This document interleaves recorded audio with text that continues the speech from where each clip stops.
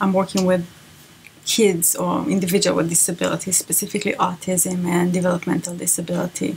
And part of my responsibility is working with TAP, the Autism program here at the University of Illinois.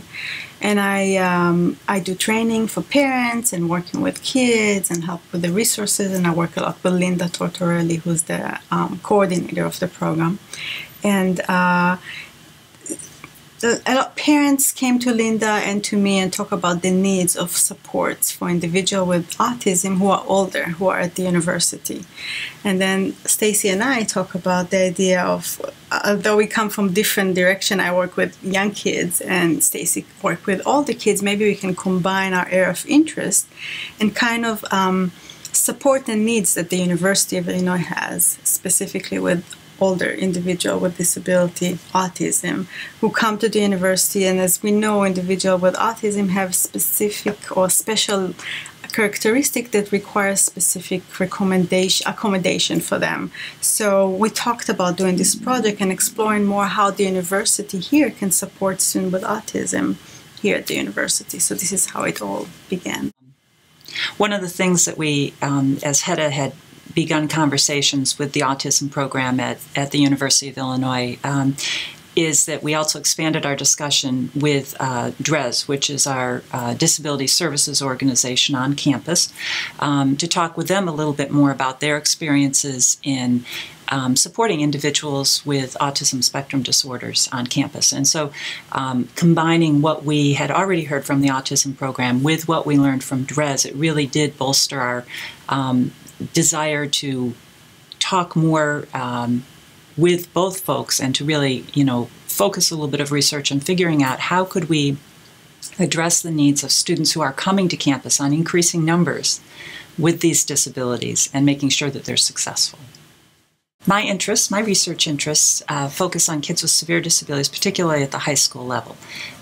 So a little bit different focus than this particular research study, but as Hedda was sharing with me some of the information about students who were transitioning from high school into post-secondary education, some of the issues that they were facing, I think we decided together that this was an area that we could be complementary in our backgrounds, with her bringing her expertise in the area of autism and my expertise more in the area of transitioning from school to adulthood. It really was a nice way of melding our talents together. And I think what's unique about especially our Department of Special Education here at the College of Education is the collaboration.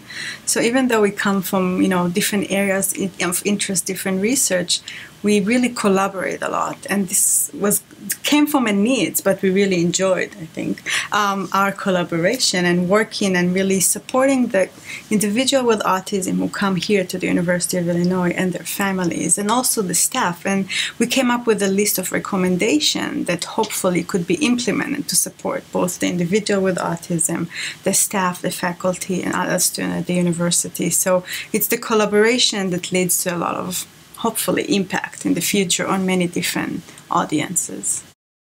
Students with autism spectrum disorders attend colleges and universities at a much lower rate compared to other students with disabilities. Right now, in the past decade, the national data suggests that about 11% of individuals with disabilities attend colleges and universities.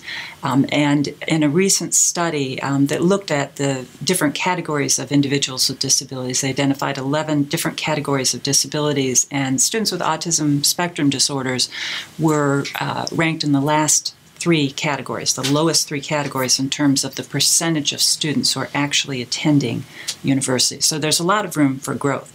At the same time, we know that the number of students with autism spectrum disorders who are being identified are increasing substantially. And those students are exiting school and looking for additional opportunities. And so it really is incumbent upon all colleges and universities to find ways to include those students. There's a lot of literature that's out there about the types of needs that students have, the types of supports that are out there, but there's really not a lot that's been written about the actual experiences of students while they're in colleges and universities. So our research really is aimed at trying to establish what what really is going on when students are there, and looking at from the perspective of the student, the family, the support staff that are here, faculty, advisors, what's working, what's not working, and how can colleges and universities be more responsive to this population of students. We use a qualitative methodology for this research, primarily. We first identified, with the help of TAP and DRES, individual here at the university who have contact with individual with autism on campus. It could be people from DRES, it could be advisors, it could be different people at the university. And we did semi-structured interview with each one of them, asking them about their experiences with individual with autism, what they perceive as facilitator for the student, positive experiences, and some of their ideas of what they feel doesn't work or might need to be changed. After that, we send an invitation to all the parents of the individual with autism who are students here at the U of I, who are asking them if they'll be willing to be interviewed. And then we interview parents about their experiences with their kids, how the transition from high school to the university worked for them, what did they do in order to make sure that the student will be adjusting, and how the experience of the student, and again, what they feel as facilitators and what they feel there were some barriers for their positive experiences. We're at the beginning of looking at our data and finalizing some of our overarching themes. One area that I think is very clear is that students with autism spectrum disorders tend to be most successful at university when they are appropriately prepared. Kids who are learning self-determination skills, learning to self-advocate, learning what it is they need in order to be successful. That's number one. So all of that has implications really for educating students while they're still in the public schools before they come to the university.